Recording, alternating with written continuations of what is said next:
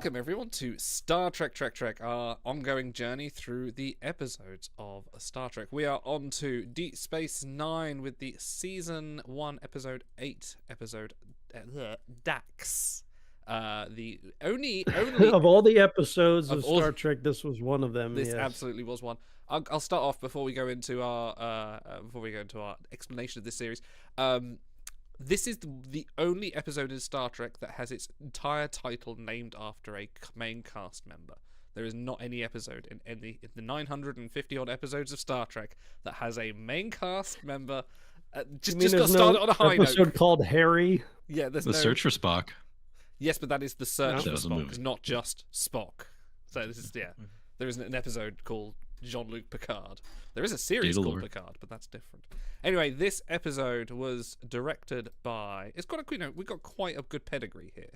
The story was by Peter Allen Field, who also did Half a Life, The Inner Light, Duet, Blood Oath, and In a Pale Moonlight. Surely the person that wrote those classics of Star Trek couldn't have done a dud. Also, this was directed by David Carson, who did The Emissary, Yesterday's Enterprise, and the all-time classic Move Along Home, of course.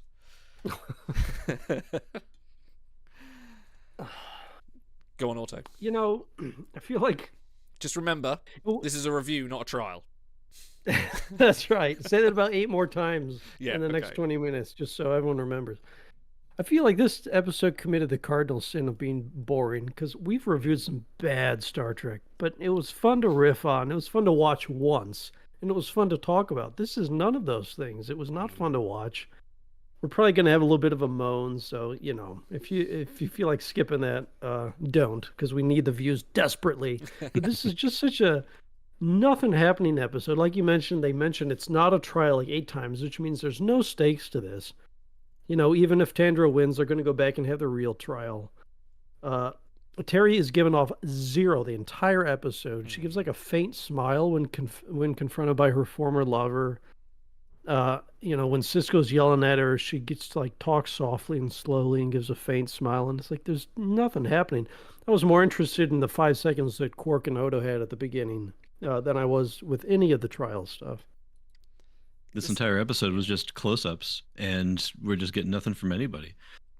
You know, the momentous moment when they're reunited, when Jax previously Curzon is reunited with his old flame, and there's just nothing at all. She walks into the courtroom, and she's just sitting there stone-faced still. Just come on. What a shame. Looking at the sort of like the overall plot, so the kind of this is supposed to be one of the iconic, you know, courtroom episodes of Star Trek, or at least it's trying to be. You know, Otto, you were listing off a few names in the watch along. You know, I cannot remember any of them. Ad Astra per Measure of a Aspera. Man, Drumhead, Ad Astra per Aspera. Exactly. Dude, like all the courtroom episodes have a reputation of being quality watch, and it's always guys sitting in a room talking, but it's compelling. There's like twists. Sometimes there's fun stuff, like with the Ardra episode where they're redoing the magic tricks. They had none of that in this episode. And so not only is it like boring for just an episode, but if you put it up alongside the other courtroom episodes, it's like, oh, there's no comparison. I guess the purpose here is to kind of give a little more insight into the Trill culture, but we don't even really get that until the 4th or 5th act, when there's a little bit of exposition in the courtroom talking about the different tests they had to go through and stuff. And I think we even may have known some of that from Next Generation. There's just not a lot here. It's, you know, there is a nugget here of like a compelling plot. It's almost the Tuvix plot. You know, you've got these two people. Which one is justifiably the one responsible for the crime here? Do you have the right to judge this new entity, you know, in terms of who they are and did they commit the crime? But they just repeated that sentence I just said about 5 times. Like, literally, like Sisko and Nylon Tandro, played by the wonderful Gregory Itzen, must have gone back about 4 or 5 times saying the same thing. He went, they're 2 entities. No, but they're a different entity. And that's it. Do that for 20 minutes, you know. And that was that entire... You got peanut butter in my chocolate. You got chocolate in my peanut butter. Kind of, yeah. Yeah, so you mentioned David Carson. I'm looking at his credits. The TNG credits, The Enemy, Yesterday's Enterprise, Redemption Part 2, and The Next Phase. 3 of those 4 are like top shelf. I can't wait till we talk about them. And then he does Emissary. which I think we said was the best pilot of Yeah. all the series. The dude knows how to direct an episode, but this was so flat. There's no music for most of it. They only brought in music for the cut to commercials. They didn't do anything interesting visually, like you said, just a lot of close-ups of the faces. We didn't get any.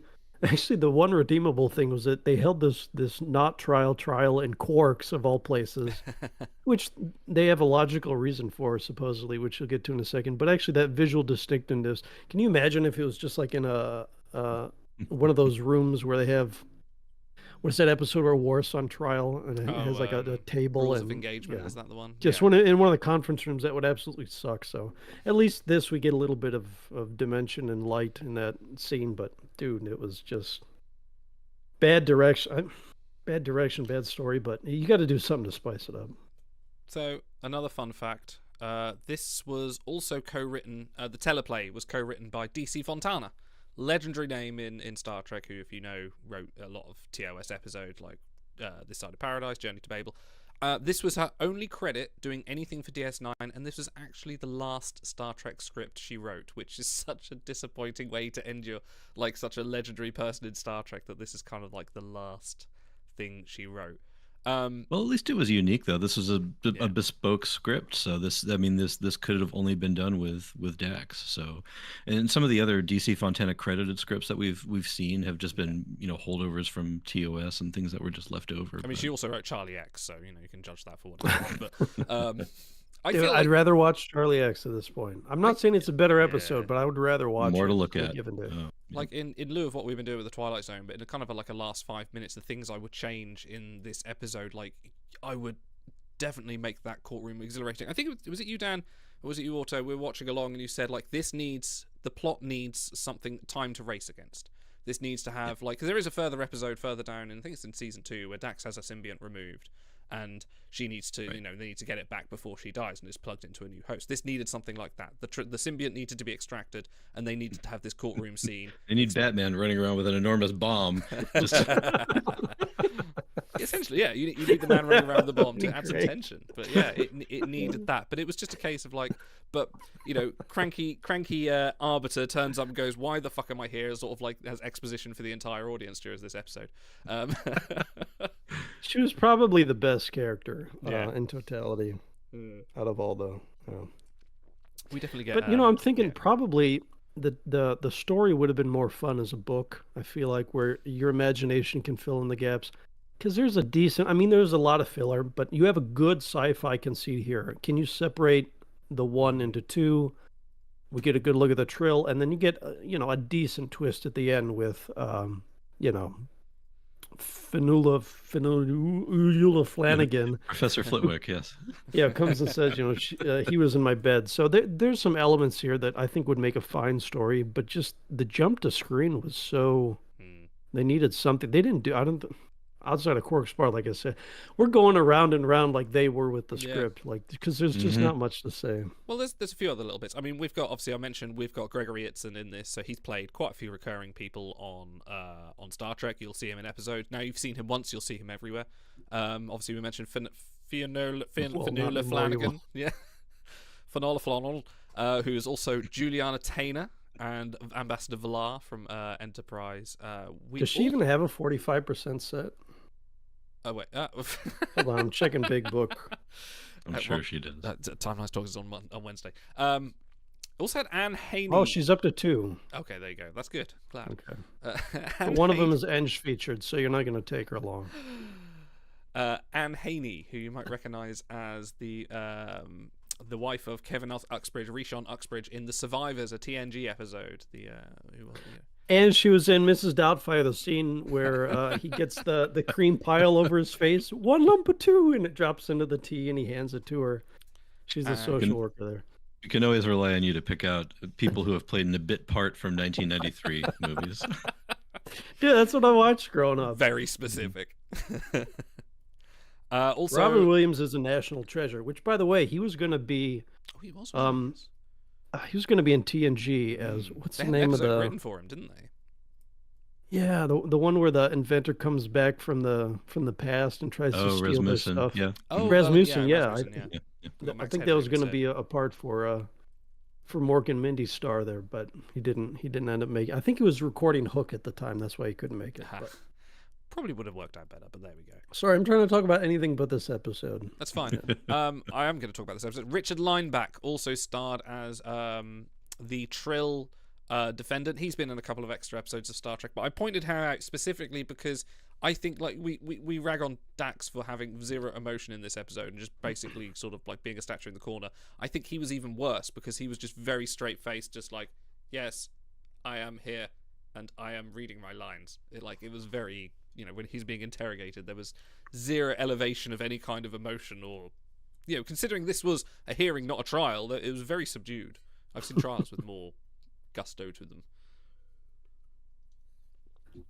So Overtide in chat says that it talks about the Sisko and Dax relationship, which I think I've said before is probably the healthiest, most interesting platonic male-female relationship in Star Trek, maybe. But this was, this was not it. Like, she's given off absolutely nothing. Yeah. He's trying, like, he smacks his fist one time and raises his voice. It looks like he's about to punch her at one point. Like, literally lay her out. Well, yeah, he says if you were still a man, he'd punch her. But she's given nothing. And, that is by design, but that doesn't mean we can't criticize bad direction / script, because this is like, well, it's not a crime of passion, but the passion element weighs heavily into the end here in the twist. And so her reaction to Sisko and then the woman that he was with as Curzon is just, she doesn't give anything off there. And I wonder why they decided to have her play it so flat, because I don't think it adds anything to the story. I think it hurts the story.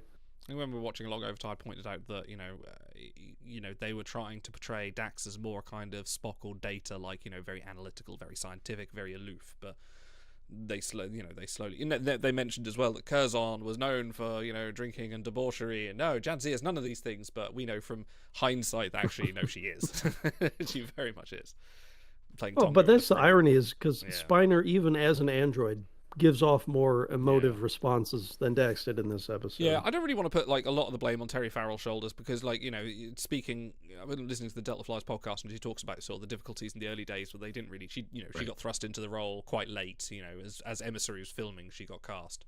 And she had to have help on set, for certain things, and a lot of the script writers didn't know what the character was either. This is very much a work in production. So I definitely think there's more a directorial choice to say, no, just be a very George Lucas in, just no, I don't want any emotion in my Star Trek. How dare you? Meanwhile, Avery Brooks is no, fuck that. I'm going to smack someone in a minute.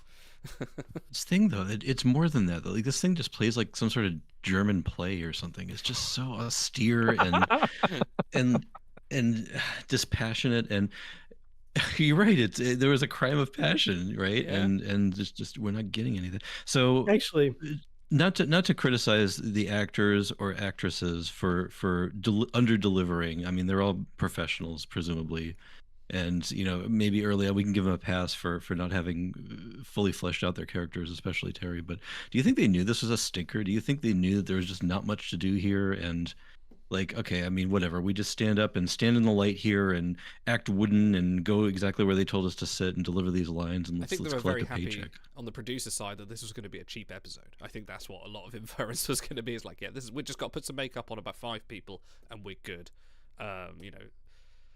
So the reception, because I was just glancing through Memory Alpha ahead of time, the reception seems to be okay. Ira Stephen Bear said, very well done, episode 1 of Sisko's best. What? The producer said, very successful show, marrying camera movement to performance, which no, there's no movement of the cameras in the entire episode. That's exactly what I'm saying. Hey, you even called out the blocking of the scene with Dax and Sisko, where Terry walks a few steps and then turns around to face the camera and deliver her lines, and it's really wooden. Both the shooting and the performance there. So the only interesting camera work seems to be good, but I'm not picking that up. Yeah, there was one interesting thing they did with the camera. Well, there are two that I noticed, where Dax is sitting bolt upright, as she is the entire episode, and Sisko is pacing back and forth behind her with the camera tracking. So a little bit interesting there. And then the two up in the courtroom scene, where you've got Ilon standing next to Cisco, and the camera goes back and forth between them just to kind of have them both deliver the lines and make it a little more interesting. But I don't think there was any movement at all, even with Quark and Odo in the bar. They set up the shot, they lit it, they got the extras, and then they're done. Yeah, very cheaply made.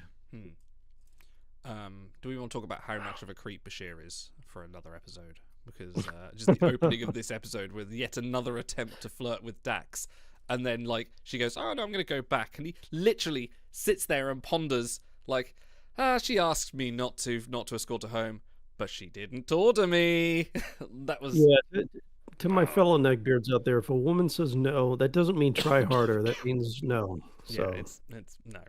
Dude. Although the fact that they redeemed it by him saving her life through that action was a little bit like he kind of got his ass handed to him, and they abducted her anyway. Yeah, so this episode is supposed to flesh out her trillness, how the species functions as a whole, and we get later that she has like 300 years of experience. And Dan's like, didn't she take a single martial arts lesson in those 300 years? Because she quote to quote Odo, she tries to struggle, but she doesn't actually struggle against them. She does this for like 30 seconds, while Bashir's getting beat up in the corner. So it's because they move out of the light.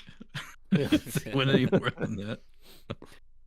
So I pulled up some images from the TOS episode Court Martial. I love the color that they do. All the awards he has on his chest. You have the red, blue, and gold. Admirals. Auto, this is a hearing, not a trial. Yes, I know. The setting, which they didn't do a lot of. Well, they didn't do a lot of Earth settings, so that one stood out. I think of. What's one Measure of a Man where he pulls his arm off. That's a big visual moment. Ad Astra Prospera starts with Pike in the big Bane mask on a different planet, like struggling to breathe, and they do a lot of interesting But do you sets. Want someone to punch their hand into a stomach and pull the slug out and go, look! Pull the trill out. Yeah, you need to see. Yeah. We need to see the something. worm. Yeah. It's a trill data. Okay. We are. I'm fine moving on. To the script stuff, please. I have nothing else to say. We should have done that to the episode. Let's have our best and worst moments, for if there are any you can find. Dan, best and worst moments, please. So I really liked. And I always love Odo and Quark, but I love when Odo goes in and shakes Quark down, a la the mob boss, just like, I could make this real, the specifications of your walkways up here, and you're not cleaning your biofilters regularly on the holo suites, and we gotta, just to be able to requisition it for the courtroom scene is great. And I always wish there was. I love everybody loves the Ferengi episodes. I wish there was more of them. So best moment. That worst moment is a moment that was not even in the episode. There's no O'Brien. Yeah. The entire episode is just missing. No O'Brien or Jake. Entire episode, yeah, I guess. Well, Jake's not in a lot of episodes, is he? So, but I think he's main cast though, isn't he? So I think it's just Dale. He's credited everyone, but maybe he's just so forgettable. Sorry. I'm gonna cut in. I'm gonna say my best moment. Don't you dare take my best. Oh, I might actually be doing it because it's. I think it's what we all said. It's definitely power couple Cisco and Kira. No! Yeah, got it. Power couple Cisco and Kira.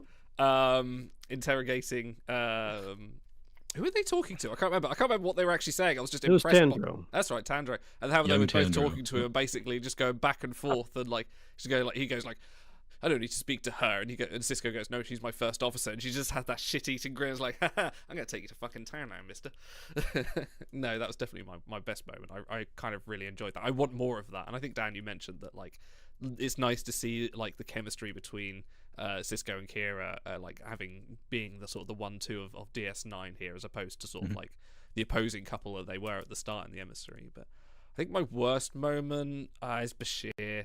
It's just Bashir just being a complete creep, just being so terrible at the start of the episode. Just like, I'd rather watch 20 minutes of that though than Bashir trying to pick up chicks. Yeah. Yeah. Have I ever mentioned? Maybe I should be careful what British. I wish for though. Go on, Auto. What's your backup? See, I'm not like Stars where I have to be unique. So I'm gonna also No, take that's fine. Kira, the canary feathers protruding from her mouth. Actually, when Cisco's talking, I was just staring at her smug, shit-eating grin, and she like hits like 3 different poses, but all with the smile. And I'm like, all right, I can take this. This is good. The worst, actually, as boring as the episode was, they assault and kidnap Starfleet personnel, and then they spend the next 10 minutes discussing that event. They bring it up during the hearing, not a trial, and then it factors in to nothing. The plot, they just completely drop it. And it's like, do you have any reason why the hearing should be delayed or thrown out? It's like, well, how about the fact that he just assaulted a Starfleet officer? Like, we're not even going to mention it. Extradition treaty doesn't give you immunity from other crimes. Like that is completely separate. So that was really dumb, and I felt like I was distracted by that while they were trying to do other exposition. So yeah, that was Beyond was that, bad. I'll piggyback on yours with another point that I just thought of. That so the whole focus is on the warrant. They had a warrant. The warrant was an order. Well, if it was an order, Odo would have and should have known about it. So it implies either not doing his job or something's wrong with. Just it doesn't make any sense. I don't know why I keep trying. Here's like a hot tip, and you'll notice this in every episode. Odo's fucking terrible at his job. I've just watched the Marquee. Early on, yeah. I've just watched the Marquee, and like he basically lets a ship get blown up, and terrorists smuggling and Quark smuggling weapons on the station, and he's just like, I'm gonna resign. Anyway, moving on. It's time for go on. Hold on. We talked about the episode Captive Pursuit, which we reviewed. You can see on the channel. In that episode, there's a phaser fight on the promenade. And Odo gets knocked out by a physical punch. And then he hides behind Cisco for the rest of the phaser fight. that literally happened. So this guy's in season 1 is really bad at his job. Yeah, so you're not the best. I just wanted to highlight that. Okay, time for. I can show you my rating code. Schiller rating 3.5. Associational rating norm -3. That's much too low a rating. Just not accustomed to seeing an unsatisfactory rating on a member of my crew. Yes, we are not accustomed to seeing such an unsatisfactory bread. Gentlemen, I have one ready, but if you have one, I will cede priority. But I do have one if needed. Go ahead. I got nothing. No, you got nothing? Well, gentlemen, it just has to be how many hearings, not a trials, out of 10 would you rate this episode? Dan.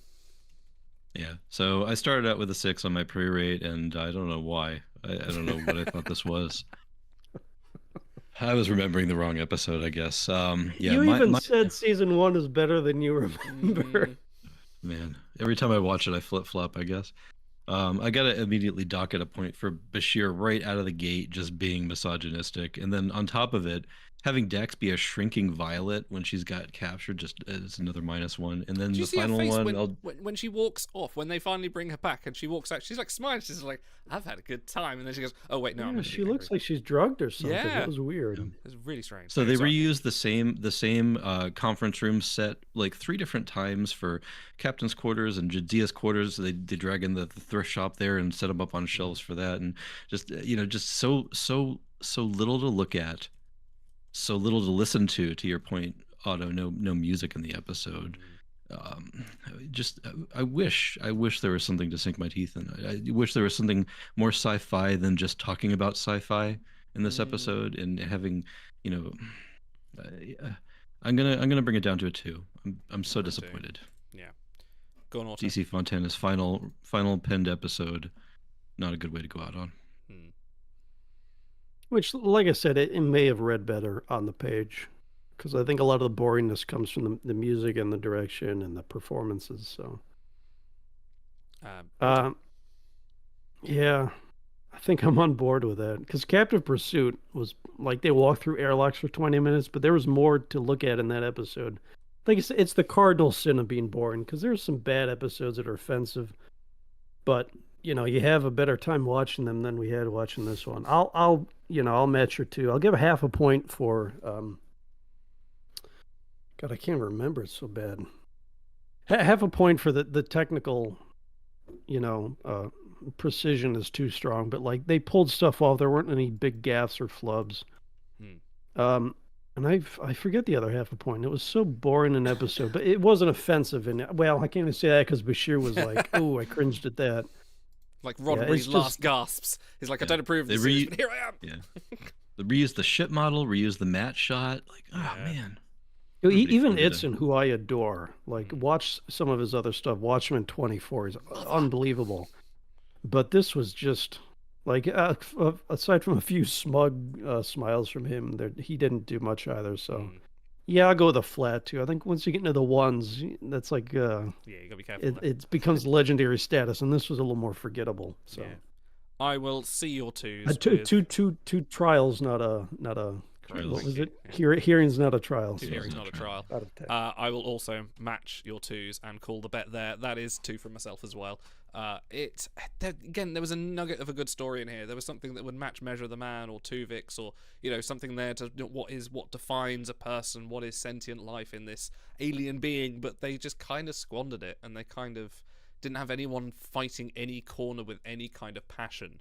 And the most entertaining bits were the bits outside of the hearing, and that was like, that's not the point of the episode. And I feel like Avery Brooks was trying his best to add some energy to this, but he wasn't sure which direction, because he kind of went for the smug, smarmy person, he kind of went for the contemplative Cisco, and then we got the angry Cisco. We couldn't get any kind of one signature direction. So yeah, that's a 2 from me as well, and you may be surprised. Although this may not be fair to the episode, but if you compare angry Avery Brooks early season to late season, he gives it a lot more gusto later on. So maybe that's not fair. But even when he's upset here, it feels like he's pulling a punch a little bit. Yeah, and considering, it's Peter Allen Veal, like I mentioned earlier, he wrote In the Pale Moonlight, he wrote Half-Life, and those are two sort of almost, different sort of analytical looks at the quality of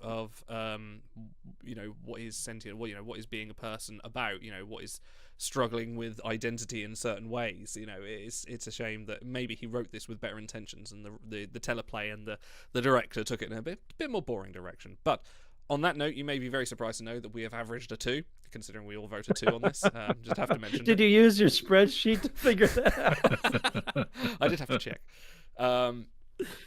Thank you all for coming and watching this. If you are interested, please check our channel for other reviews. If you are watching this live, stick about. We'll be watching Voyager's Ex Post Facto, another crime thriller, a little bit more noir. Thriller, yes. We'll be thrilled out of our seats. But if you're watching on YouTube, please like and subscribe and all that kind of stuff. We will see you on the flip side next time. Ta-ra.